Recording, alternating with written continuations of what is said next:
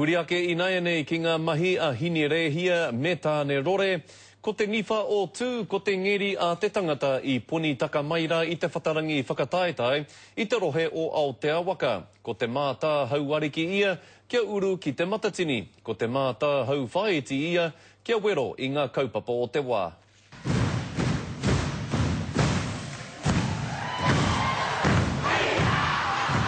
Mā te māngai hei tautoko, ai ko ngā reanga morehu o rātana nā toa o Aotearoa i te reitau.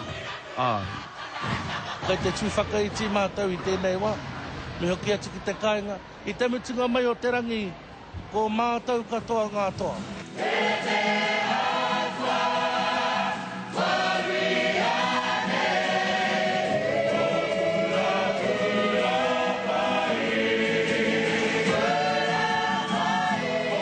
He rangi hau nā Stan Walker, he kupu tawhito no nā mata, kua ruia hia nā purapura pai a te atua, kia ki te konga purapura o te tai hauauru ki te matatini a te rātau.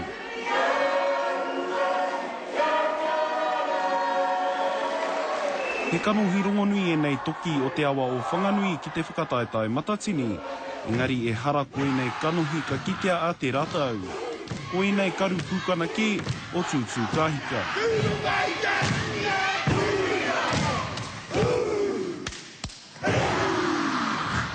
Engari tuātu i te whakataetai he take anōta ngā kapa o te rānei. Ngā wai whēnei mita!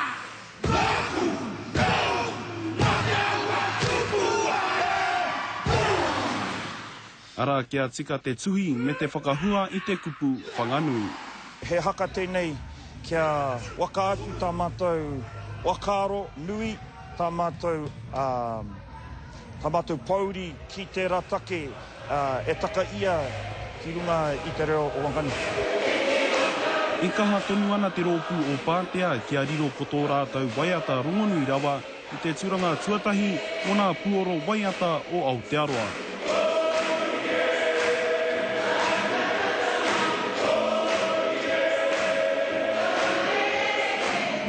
Kia tūpato i te motu.